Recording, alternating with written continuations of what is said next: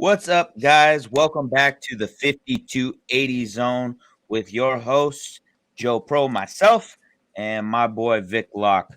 All right, we're going to be diving into all things Colorado sports this week, and we're really looking forward to bringing a great show to you all this week. Um, Vic, how was your week? I know last week off. We had some other stuff going on, so not a typical week for us. But over the last week, a lot of Broncos stuff, a lot of Nuggets stuff going on this in the last 2 weeks.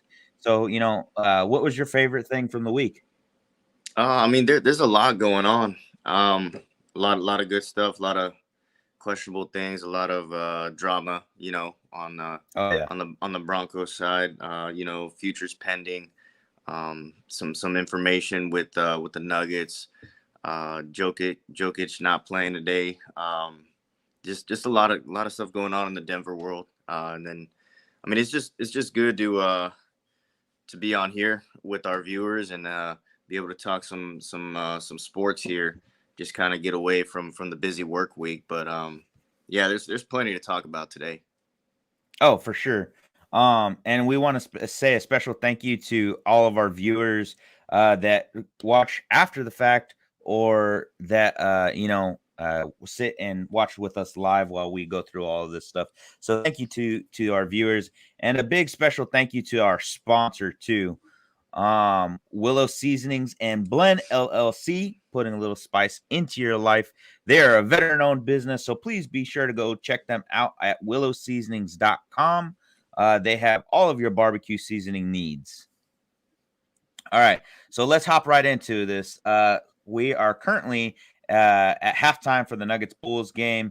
The Nuggets are up right now 53-52, and the Nuggets are looking to secure their 10th straight win over Chicago.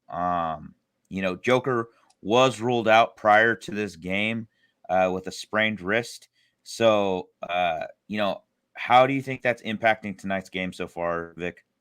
Well, it makes a big difference when compared to when he's out on the court to where he's not. If anybody's watching these games recently, you can tell that the league's kind of taken notice. Jokic is kind of shining right now, even defensively. That's like the biggest surprise because he's having a hell of a 2021-22 offensive season, but his defense is just showing even more so now. So having him out there is kind of hard. Quick update, by the way, they are currently in the third quarter. Updated score: Chicago Bulls 68, Denver Nuggets 62. Okay, so we're a little bit of struggle right now. Yeah, going into that third quarter. All right, man. Let's get into this recap from last night's atrocious game.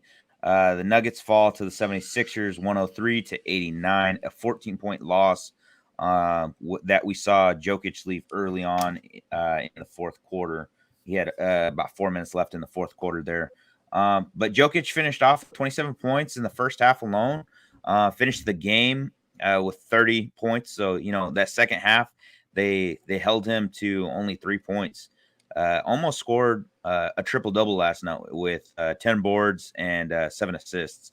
So, Joker has been a dominant performer week in, week out, and game in, game out for the Nuggets.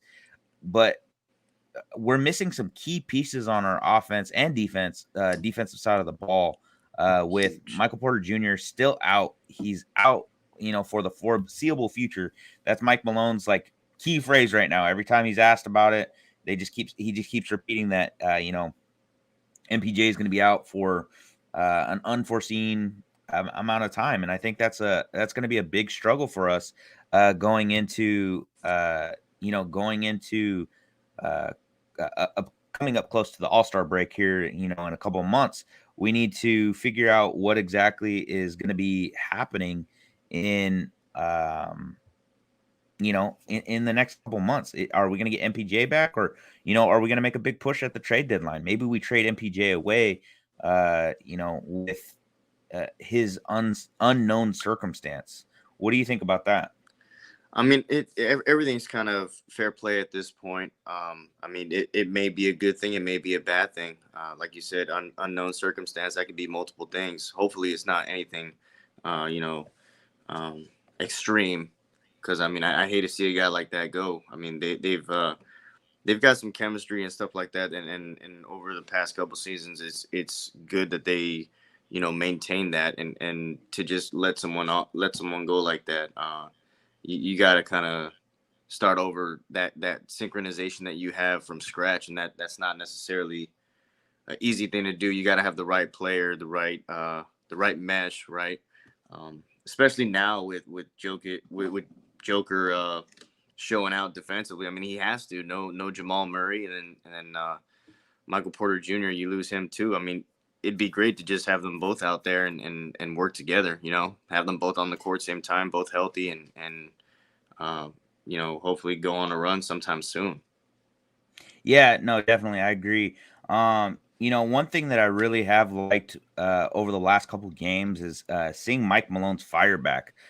He has kind of, he was kind of quiet there for a few stretches of a couple of those losses that we had, and it was kind of disappointing. It was almost like he had just, he just didn't have the will in him, or whatever the case was. He was, sitting on the bench when we're in a tight game in that game against I can't remember which game against. I think it was against the Blaze or against Dallas that we lost. Him sitting on the bench in the fourth, it was just like him not out there up screaming, shouting, turning all red. I was like, hey, what's going on?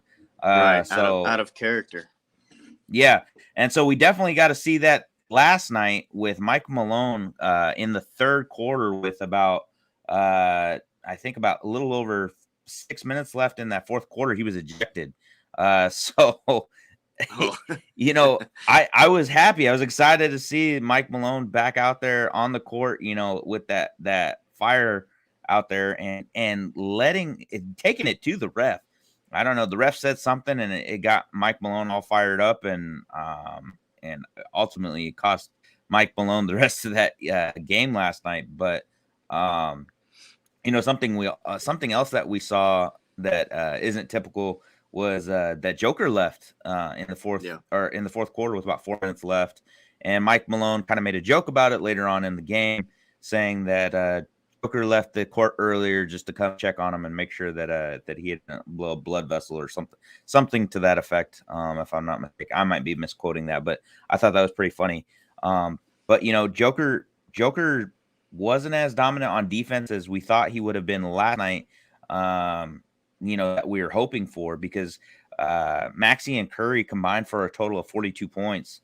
And this was a struggling 76ers team.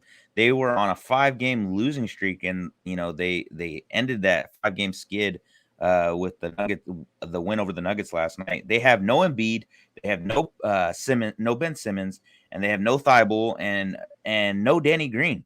So, you know, why do you think the Nuggets performed so poorly against a team that was struggling so much, when this should have been, I would say more of uh, a an easier going game, I guess. I Um, wouldn't call it an easy dub, but an easier going game. This should have been a game where should have been able to work on that chemistry with those new guys, Bol and Boland. I'm sorry, Bones, and even Najee Harris. uh, I mean, I don't know. I mean, a lot of things could have contributed to that, but I mean, a big part of it is your leader leaves, like you said, 4 minutes to go. That kind of puts everybody on the court like on notice, like you're looking for your captain, your leader. Um, obviously you're hoping that he's not hurt, right? Because you got other games going beyond that. But when you lose a voice like that on the court or on any field, it makes an impact that kind of trickles down. So maybe that has something to do with it. Maybe they kind of not necessarily lost hope or something like that, but seeing someone of that nature, that stature, kind of walk off that you're not used to seeing, it might have thrown everybody off a little bit. Yeah, definitely. So, let's talk about Joker's defense for the rest of the season so far to this point. Um, you know, what what do you think has made Joker come back with such a he's such a predominantly offensive scoring powerhouse over the last couple seasons, but this season he's really turned up the defense. I know that you were saying that you had a couple stats on that. What has Joker been doing this season? Honestly, it's not really what he's been doing. It's the consistency of what he's been doing. Because I mean, everybody knows that he's a system type defender, right? Hmm. It's nothing fancy. It's nothing, you know. He doesn't do the was it the Okumba whatever. He doesn't, in your face type stuff. I mean, Matumbo. yeah, no, Yeah. no Mutombo, none of that junk. I mean, he plays the system. He plays it well, and I mean he just gets the job done. But what he's had to do as of late, which he hasn't had to in the past couple seasons prior, is really kind of hold himself accountable because he like we just said, we're missing pieces right now. No Jamal Murray, no MPJ. Possibly, even in the future we might let him go. That might be an even bigger loss. So he's got to be more consistent with it. And when I'm looking at these stats, when people are about 8 feet away from Joker, when we have them on the court, they're only averaging about 21 points. That brings you to about, I think, the percentage that they gave me was 57.7, and that's ridiculous when you're thinking about other players on the court like Anthony Davis, where they're still allowing 59.6% average. Yeah. So, I mean, it's just, I mean, Joker's just a big dude. You know what I mean? He's lanky and he gets up there. He's got speed, and I feel like it's just more so that he's trying to, I guess, overcompensate for certain areas that we're not allowing. I guess I don't know. I really don't have no better way to explain it, but it's just literally him just stepping up. That's all he's Yeah. doing. He's just being consistent, and he's just playing the game, man. That's just it. All right. Well, you got one more update for us before we switch over to our next segment. Um, I mean, right now it doesn't look like the score's changed any. Let me give it a second here. Well, actually, it has. Okay. Big time, big time. So, Bulls 83, Nuggets 76. Oh man. Okay. Yeah, We're still in the game at least. We're not, trailing by 7 right now. That's not terrible. It could be worse. All right. it definitely could be. All right. So we have some breaking news from earlier this evening with Denver agreeing to a 3-year extension with Tim Patrick, and we're going to be hitting that in one of our segments here in a few minutes with us talking about some unrestricted free agents and things like that. But one thing that I really want to hit right now is Vic Fangio. All right, Hmm. I think that this head coach, this individual right now has gone past the point of no return. I think he knows that his job is gone, right? But is Vic Fangio loyal, or is he being egotistical? At the point where he knows that he is not succeeding with Teddy Bridgewater. He knows that there is younger incumbents behind, or two younger prospects behind him that could maybe make a difference, maybe bring some fire to this team, but he's still allowing Teddy to start. What are your thoughts on that? I don't think it's necessarily the loyal aspect. If we're talking about loyal, I would look more towards the GM with George Payton as far as loyalty, because I want to say he was originally the person that drafted Bridgewater over in Yep. Minnesota. So I Hmm. think that's where loyalty would play. But looking at predominantly on Fangio's case, I think it has to do with his ego. I think that he knows that he made the wrong decision a long time ago. But if you change it now, it just looks ridiculous. I mean, yeah, you might give the organization or the team a chance to win, but like you said, he already knows his fate, and he doesn't want to make it look even more worse on him. You know what I mean? Because that's either it's gonna look good and it's gonna make him look dumb because he didn't go with that option from the get go or when he should have a couple games ago.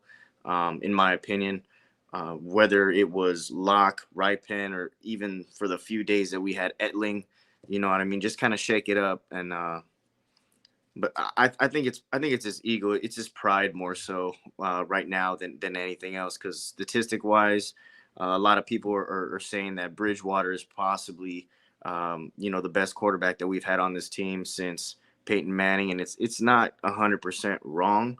I don't like saying that myself, but we've been through plenty enough quarterbacks on this little trip to kind of find somebody, and I want to say it's just his pride. He doesn't want to say that he was wrong about something. No, I agree. I think that his pride is getting in the way of him being the leader and the head coach of this football team. I think that another big mistake and another major point of contention for all the Broncos fans is, why is Pat Shermer still in there? I think that I think there might have been some little bit of a ploy on why we lost this last game. Like I told our viewers and I've told you before, is that I am a little bit of a pessimist, and I am a conspiracy theorist, and that's why I think Mike Shula did not succeed this past week with his play calling either. I don't think it was necessarily play calling on just his part, but the play calling that we've had all season. Just uh, it it's the same thing over and over and over again. And Einstein's definition of insanity was doing the same things over and over and over again and expecting a different result. And we haven't done that at all this season. It has been absolutely crazy to me that we have not made any improvements. We have not made anything that we have not done anything to change. And the one game that we did do something to change against Dallas, we went away from it. Why did Right we out change? Why did we change what we were doing? because they watched game tape, because they looked at what they needed to do to be able to shut down these big offensive weapons that Dak Prescott had. I mean, nobody knew what the season was going to look like for Dak Prescott coming off of all that. What I think was his ACL, his ankle that he completely snapped. So I mean, that was questionable for a while. But when you come out here 6-1, and we go over there actually to the stadium over in Dallas, and we basically handed them, their I can't say the word. We're family oriented network. Um, but anyway, you get my point. You go from that, and then you completely swap roles like within an instance. That same game, let's say it ended 30-13, and then we go and we play their divisional rival, and that score just got flipped, and we just completely took everything that we learned from what worked and just said, nah, that's not going to work again. You know what I mean? But the Yeah. argument is, doing the same thing and expecting different results. Yeah, that's insanity. But my opinion on that, because I like to think critically and I like to get really deep in things that I probably, whatever, overthinking, right? On that, on that, I think if you do, it's called, the argument is repetition, right? Repetition. If you have the right pieces or the right components in the right places, you could be successful. It doesn't matter if you're doing something repetitive or if you're switching it up. In my opinion, you switch a couple pieces and you keep what we did with Dallas, and we're fine. We're we're, Yep. we're winning games. We're in a big picture, but Yeah. that's No. that's One hundred just not percent. that's just not the case. Because that day, even though our offense, what it wasn't super crazy. You know what I mean? But our defense outshined them, and we played a good fundamental ball game, and it just reflected on the scoreboard. So Yeah, exactly. And we're talking about a Dallas team that has only lost to one other team in the league, and that was the Super Bowl champion Tampa Bay Buccaneers. They've right. only lost to one other team, and that was the Bucks, led by Tom Brady. You know what I mean? Hmm. So when we had our team go out there and perform the way they did, they, on both sides of the ball, offense and defense side of the offensive and defensively, you know, that speaks volumes. We're talking about a Dallas team that has two, I would say that two receivers that could be definitely be Pro Bowl bound Oh yeah, in Amari Cooper and CD Lamb, CD. you know, and the other receivers that they have on their team. They have Ezekiel Elliott, who hasn't been. I mean, he hasn't been performing like he did in his first couple seasons. But we are who they thought we were. You know what I Right. mean? It's not anything that is new or surprising. I thought that the Broncos could be this team that they showed out on against Dallas. You know what I mean? And then they reverted back to everything that they were doing in the previous weeks. That previous to the Washington football team game. Right. Going, it looked like the Browns game all over again. We're getting beat by team that we should not have been beat by. Right. Jalen Hurts is not that good. But with that, do you think Vic Fangio will finish the season with these kinds of showings? Honestly, I think it's too late in the season for them to look at an interim coach.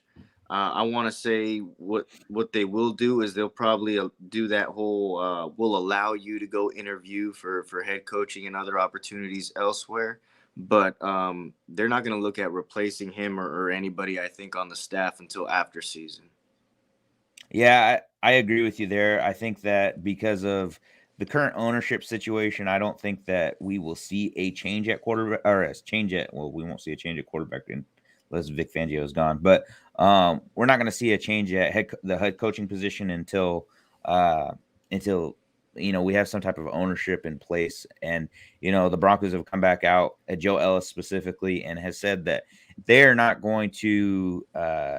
They're not going to announce any new ownership situations until after the current season. So maybe this postseason we'll have a better idea of kind of how. Well, I hope that we'll finally get an answer on what's happening with our ownership, because after this season, the Broncos are going to start getting fined. They're going to start getting fined a lot of money every season that we don't have a no kidding owner in place. So it's that time this season. This off season they need to have that ownership in place.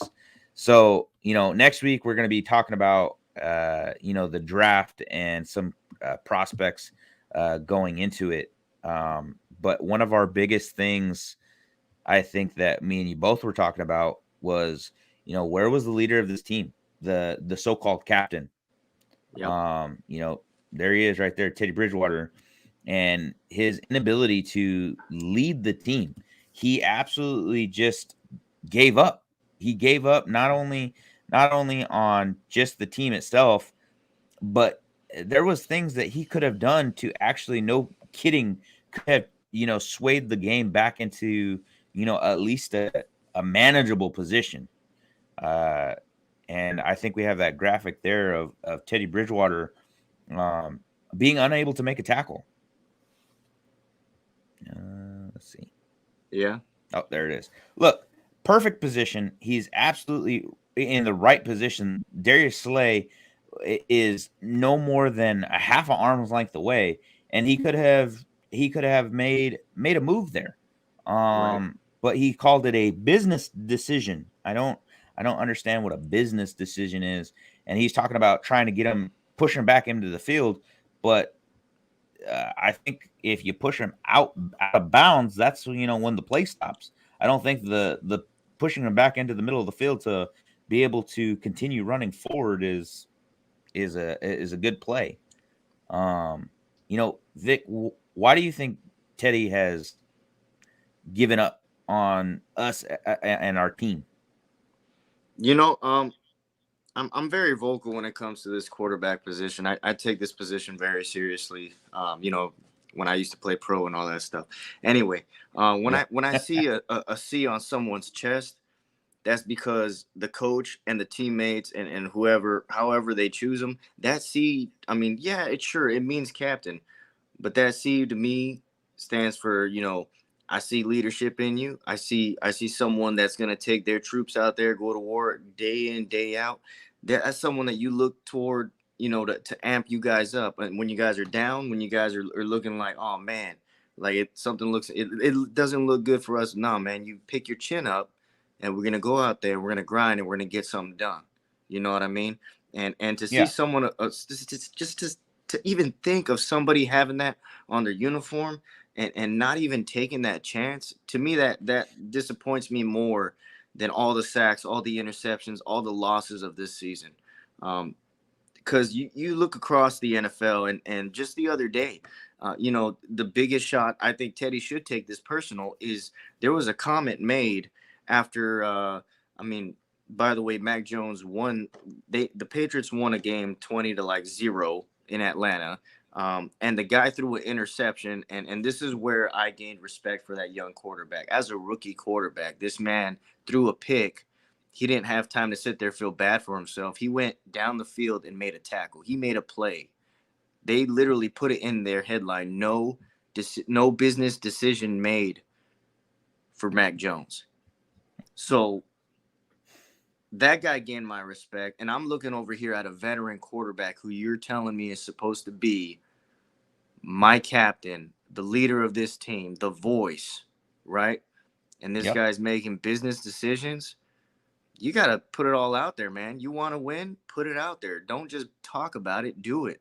Because that right there, that could have been 7 point game difference instead of the 14. Instead of, Yep. and then it kept getting worse. So, I mean, what how do you think it went in the locker room? I don't think it wouldn't have sat well with me, whether I was on No. offense or defense. If that's supposed to be my captain, I'm pulling him aside and saying, "What the hell?" Oh, excuse me. Yeah. Oh, you're fine. You're fine. No, my thing is, Vic Fangio sat there and called him out on it. He called Teddy Bridgewater out on his inability to make a play. You are a professional athlete. You're a Mhm. professional football player. Yes, you're a professional quarterback. I get it, but at the same time, Manning would go out there and Manning would lay blocks. Manning would Mhm. lay out tackles if that's what the team required him to do. He was a team player in and out of his one play or his one job. He went Right. out there and played football. He is a football player where and he was a leader of the team. He did what he needed to do to make sure the team was successful, and that's why Peyton Manning was so successful over the years of his time playing. Where Bridgewater lacks is Bridgewater. Me and you have talked about this before. Bridgewater looks and moves like molasses. Granted, Manning wasn't very fast, and he moved like molasses as well. But Manning was Manning understood tempo the requirement of him to lead his team into a manageable position. Maybe they might not be leading the whole game, but he kept the game manageable. Where Bridgewater, when he's down and out. He doesn't Yeah. care. Like he doesn't change his play style at all. It's like, all right, I'm gonna go the same pace, and he moves like a turtle. He's lethargic the entire game. Lethargic. He doesn't have any speed or intensity. He doesn't try to hype up his team and he's not yelling at his receivers to get back and make a play or anything like that. Right. He's just there. He's My, just my there and he's biggest my complacent. biggest thing with Teddy, has always been the whole injury prone, and when people are hyping him up and talking about, oh, are we gonna see Teddy from Minnesota, from the Saints, from I don't want to see Teddy from Minnesota, the Saints, or anything like that. I want to see Teddy from the Broncos, who should be able to play a game well and doesn't look like he's afraid to play the game. Because you know what? Now that we're on the whole subject, the whole reason why I was so against them even looking at Teddy is sometimes after those big hits or after those crazy injuries, players come back and they are not the same. If you look again at that photo, he's probably not even looking at, can I make that tackle? He's probably looking, yeah, right there. You see that? He's looking at him and saying, man, if I try and do something, this might be it for me. So I think Exactly. that I mean, I think he still has that fear in him. And until he figures that out, he is not gonna be what everybody wants him to be or expects him to be in this Bronco uniform. I agree. I agree wholeheartedly. And the thing that makes me even more mad is he could have just reached out and grabbed the ball there. He could at least put the hand on the ball. He's got two That gloves. two gloves, Teddy two Two gloves, right? gloves. And this is the thing that the same kind of issues that we had uh with Joe Flacco and Joe Flacco not caring. Joe Flacco had no speed, no intensity. He had no oomph about him, and so it's I think it's the same kind of issues here where Teddy's there for the job. He is there for the paycheck. He's complacent. He's like, hey, I got this thing. Vic's already told me I'm keeping the job, so do I really gotta try that hard? I'm making my money. I am Right. making my money at the end of the day. And he's not being pushed. There's nobody there to say, hey, yeah, you're gonna do this again and you're gonna lose your job. No, Vic has assured him his security in the position that he's in. And that's why I'm saying, and that's why we were talking about with Vic Fangio is he being loyal to Teddy Bridgewater, or is it just about his ego and his pride? He's just too prideful to make the right decision for this team. We can't go into the playoffs like this if we're still in the position right now. We're not, by no stretch of the imagination, we're out of this. We're not out of this at all. But we have to go in and perform better against teams that we should be winning against. And it starts with the quarterback. It starts with the leadership of the team. Um, and I think that there's a lot for everybody to learn from. And this is something that we're going to talk about next week with the assumption that Fangio is going to be out at the end of the season. Who are we bringing in next to be the leader from a coaching standpoint? And Right. then is it time to look elsewhere? And are we looking elsewhere in this rookie draft class that uh, it's not looking the greatest. It's not the best pawn that it's a little bit murky compared to some of the last classes where we could have picked up somebody else, or are we looking for a vet? And I think that is something I'm tired of these bridge quarterbacks. I'm tired of not having an answer on what's next and building towards something. Right. We're stuck in this rut, and it's annoying. And it's the same rut that we were left in after Elway left, until we drafted Cutler and we thought, hey, finally we got something, and then Cutler just didn't pan out because Josh McDaniels didn't really try to develop Cutler at all. Him and Cutler didn't meld, Mm-hmm. and so they moved on from Cutler, and then all right, cool, we brought in Kyle Orton, another Kyle bridge Orton. quarterback. Brought in another bridge quarterback, and then from the bridge quarterback went to Manning, who was another bridge quarterback, but also Hall of Famer. So it's a lot Also, different than a Super Kyle Bowl Orton. champion. Yeah, Super Bowl 50 champion. You know what I mean, with the Denver Broncos. So Right. that was a thing that I think that was very. It was nice to have him there, and I thought, all right, cool. Brock Osweiler's the man. He's developing right behind Peyton Manning. We're gonna do something with him. And then Brock didn't pan out either. So, all right, cool. We're gonna go after Paxton Lynch. We, trade all this draft capital away to move up to grab Paxton Lynch and develop him. Well, there was nobody to develop Paxton. So Paxton fell on his face. All right, cool. We got Drew Lock. And now we're not giving Drew Lock enough time to even try to show anything. You you have to be able to play live situation football to gain the skills to gain the skills to move forward and to develop. And if they're not going to be able to be there to be in game situations, how do you expect Drew Lock to develop? You're not even giving him any time with the ones. So how is he supposed to develop and build chemistry with the team? Every time he comes into the game, he is not going to be as successful as he should be because he has absolutely no chemistry with his receivers. Right. Right. He's Okay, not I'm off getting my it. soapbox. He's not even getting practice snaps with the ones, and yet you expect him, when Teddy B to goes down to jump in an immediate impact. It's like you get no live snaps, you get no practice snaps. There's no synchronicity with the receivers, with the tight ends. Um, I mean, sure, you can comment on his footwork, his fundamentals all day, but how's he supposed to fix or work on any of that without having any game time, any practice time? Um, and we've already seen Teddy like almost die 5 times this season. So I mean, like, I don't know. Yeah, and they kept him.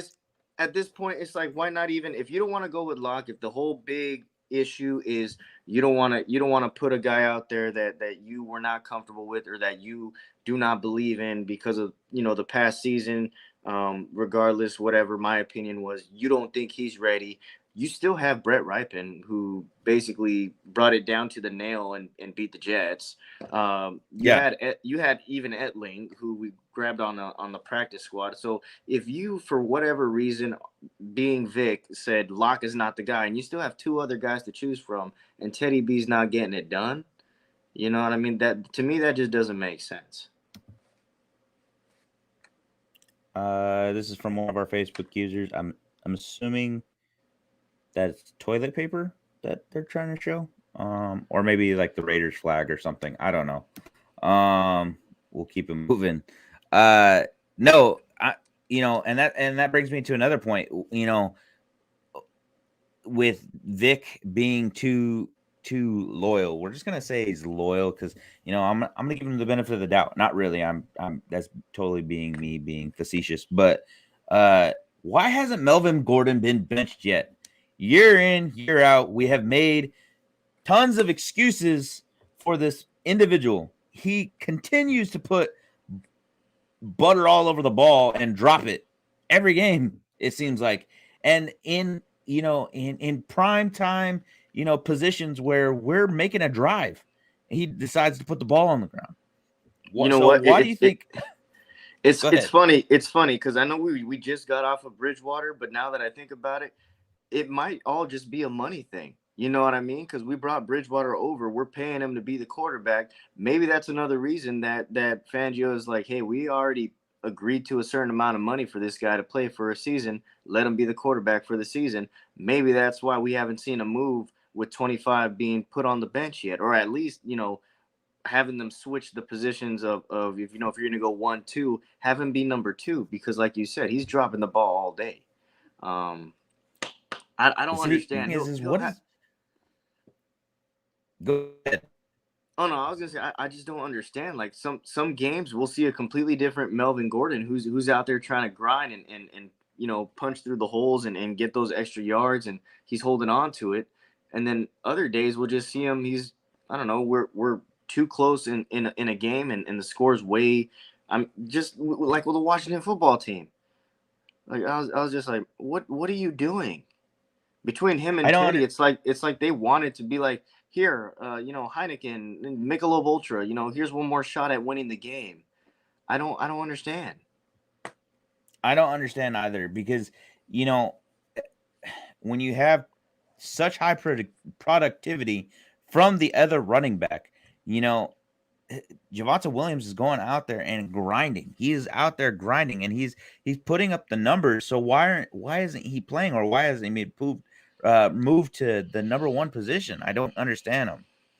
It doesn't make any sense to me at all, and it's just it's a total lack of his intelligence, maybe, or coaching ability, one of the two, or both, or both. I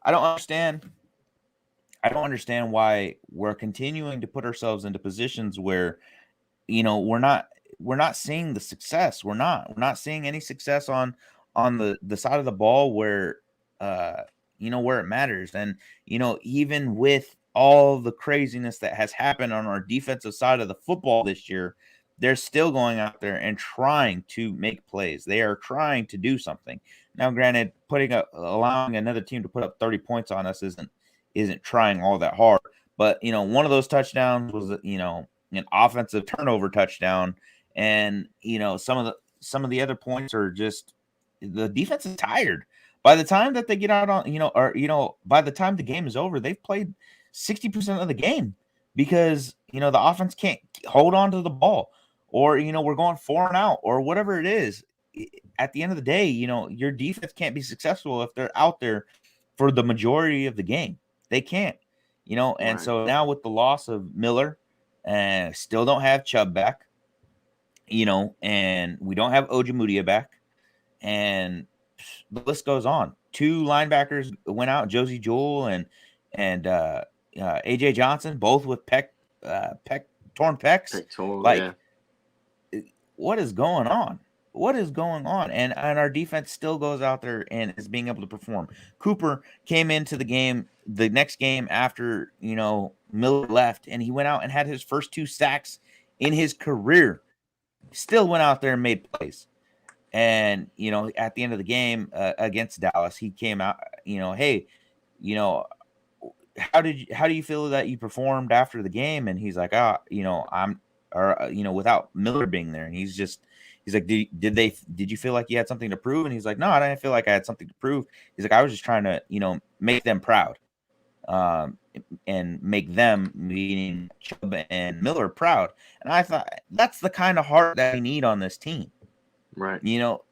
Individuals that are out there, they want to make people proud, not just because they're out there for the paycheck, and not just out there just to necessarily win the game, but they're trying to go out there and show out. That's the kind of stuff that we should be seeing week in and week out from our players, and our coaching staff. They should be trying to be the best ever, not just trying to win one game. You know what I mean? No, yeah, definitely. Quick update, by the way. Minute 36 to go in the 4th. Chicago Bulls 104, Denver Nuggets 98. Dang. Okay, so we're still down, but hey, it's only a 1 possession game right now. So let's go Nuggets. All right. We'll go ahead and get off of these rants for a few minutes and go into some different rants. All right, we have 37 unrestricted free agents right now, or coming into this next season, I should say. We want to talk about the top 3 that you want to keep and the top 3 that you want to cut. And Vic, this is going to be your segment, so give it to me, lay it on me. Let's go ahead and start with your keepers.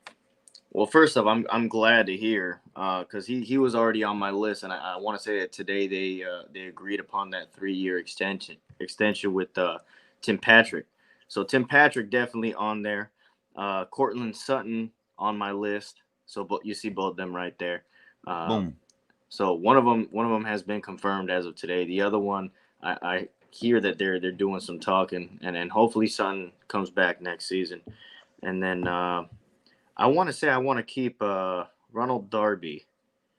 I want to say, looking at the past couple games that I've seen him be active in, I think I've gotten more success and more production out of him than I've seen come out of one of the guys that's on my cut list.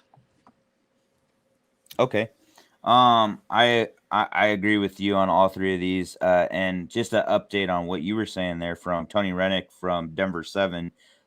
He says, even with Tim Patrick's, this is a tweet that he just pushed out a little while ago. Even with Tim Patrick in the fold on a new deal, the Broncos are still considering keeping Cortland Sutton as a priority, per another source. And the Broncos do have plenty of cap space to move on plenty of fronts now and in this offseason. So I think that Sutton is still a contender to be brought back this next season. I would love to see Sutton, but his productivity has not necessarily been there like in previous seasons. And I don't know if that's because he's coming off of his ACL injury. It's not due to a lack of performance, but maybe a lack of chemistry with just him and Teddy Bridgewater. He still has the target. I mean, he's getting the targets there for sure.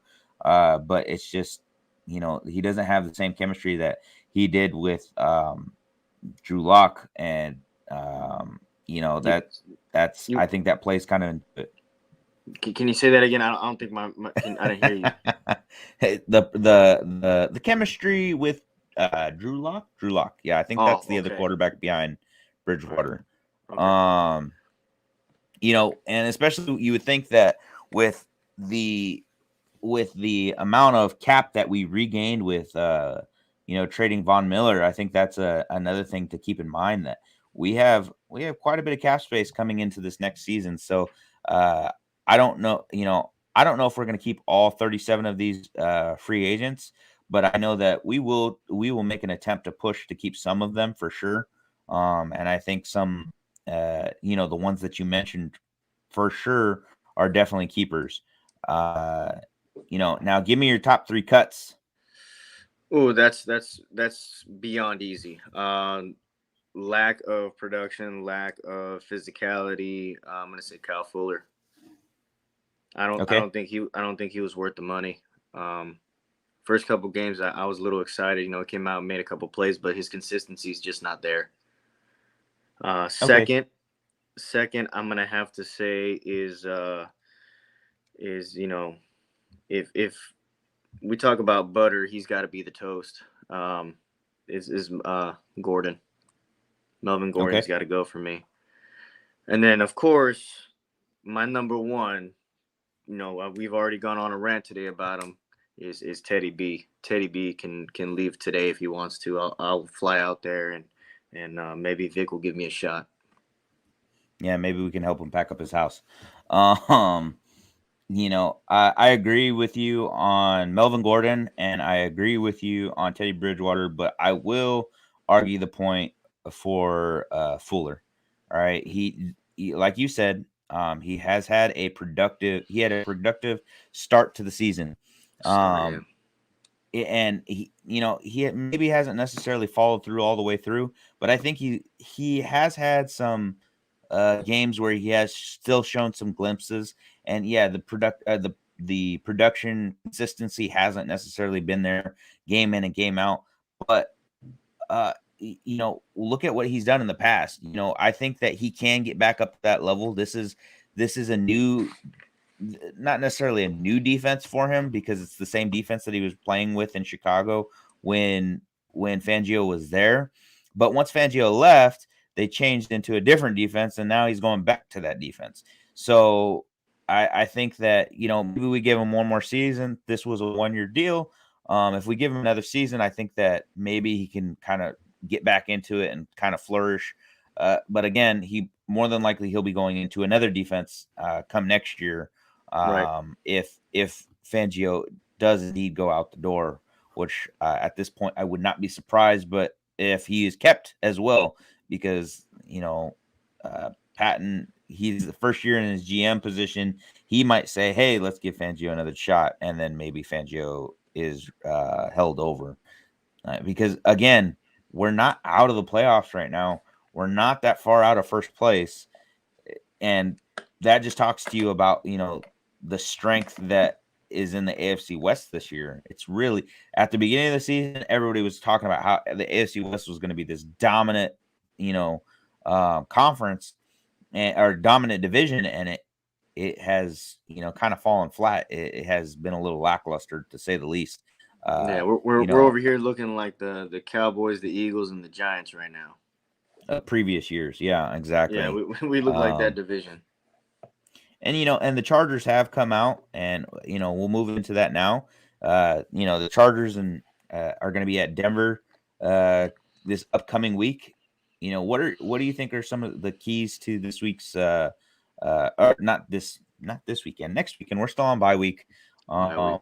Um, I, I'm glad that we're in the bye week that we're in, and I'm glad that we're coming out of the bye week playing against the Chargers. So hopefully that they've had a little bit of time to rest, a little time to recuperate, and uh, maybe their heads are on a little bit better after that, and maybe we won't make business decisions, and we'll make some freaking football decisions.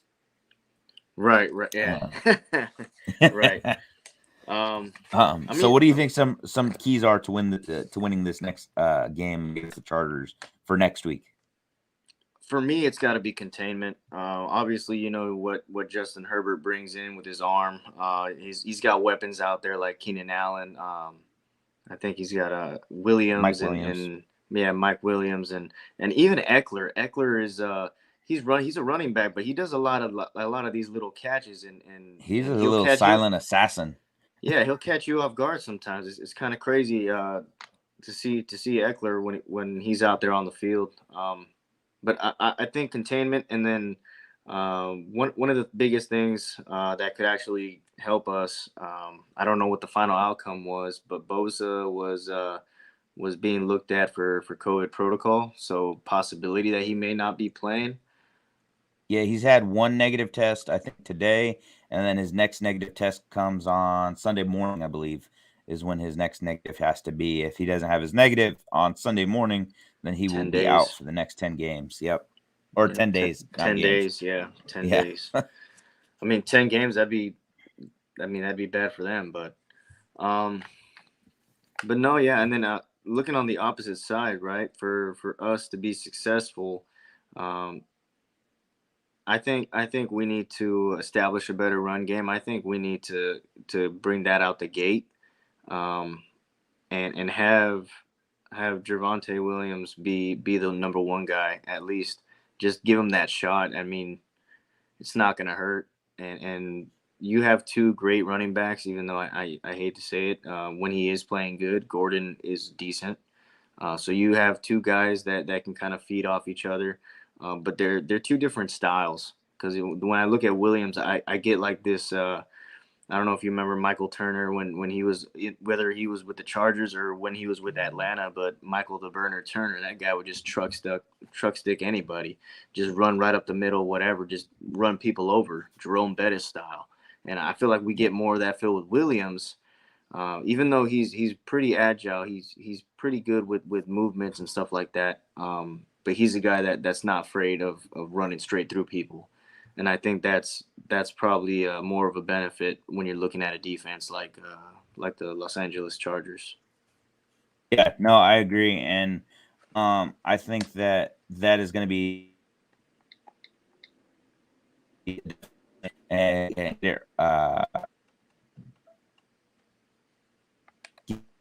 have that run that uh, running the passing solid cornerbacks that the Chargers have.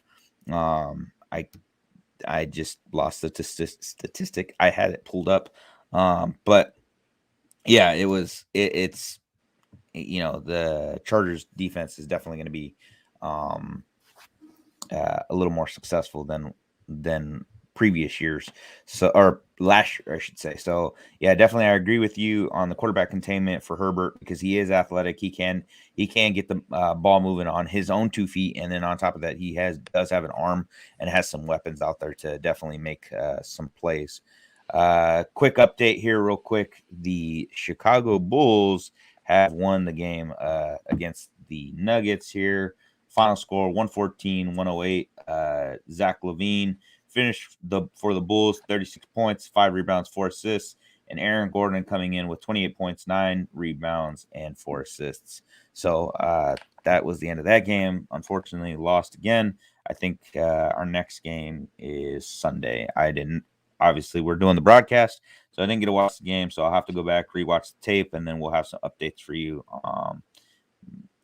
We may or may not cover that in next week's show. We'll see what else happens between now and then. All right, some quick Rockies news. Unfortunate news, but very expected news. Trevor Story has declined his qualifying offer from the Rockies, and no surprise there. That's what we said, and that's why we were talking about trying to get him traded before the trade deadline so that we could get some compensation for him. But that was not how it worked out. So Trevor Story is more than likely on his way out the door for Colorado. I know that they did re-sign Jules Chanson to another 1-year deal, and then they signed Diaz to a 3-year deal. So we'll see what that means for the Rockies and where we're going to go with replacing Story. He's a big part of our team right now. So I don't really know who we'd call up from AAA right now. So we have a lot of soul searching to do there with losing another Colorado face of the franchise. Too many this year already. So now we've lost Von Miller. Now we've lost Trevor Story. Just another face of another franchise in Colorado sports. So on that note, that's a kind of a negative. Let's not end on that. Let's talk Colorado Rapids for a hot second, real quick. Colorado Rapids finished finished their season in first place in the MLS West with 61 points, 17 wins, 10 draws, and 7 losses. They only were behind the New England Revolution. That is the only other team that they're behind in the entirety of the Major League Soccer. So they are, since they got the first seed in the West, they are automatically in the semifinals for the conference side, the conference championships of the West, and they will play their first game. When, Vic? After that first round bye, they play it on Thanksgiving, actually. Okay, so they're getting first round bye, and then they're going to play their first game on Thanksgiving. And who they will play will be determined this weekend. There's a couple teams out there that they could be playing. Depends on the seeding and who wins which games, and then that's how we'll determine who Colorado will actually be playing. So we'll find that out later this weekend. So good on the Colorado Rapids. That's something positive. Having another team in the playoff, having another Colorado team in the playoffs, I think that's phenomenal for Colorado and the city of Denver for sure. They're going to be playing over at the Dick's Sporting Goods Complex, I believe, like you said, on Thanksgiving. So looking forward to that. Another game to watch on Thanksgiving. All right, we want to here at the 5280 zone. Want to wish you a very happy Thanksgiving. Faith family football. Make sure you spend some good time with your family and enjoying some football. Denver Broncos will not be playing on Thanksgiving, unfortunately. Same old type of teams. One or two competitive games, but for the most part, nothing too crazy. So spend some time watching the Rapids if you are in Denver and you can get that on the local channel. If not, I don't. It'll be a playoff game, so I'm assuming that it'll be nationally broadcasted there. But anyways, please make sure to go check out. If you didn't notice, we've changed our logo up in the that side. Changed our logo to the new Rocky Mountain Sports Network.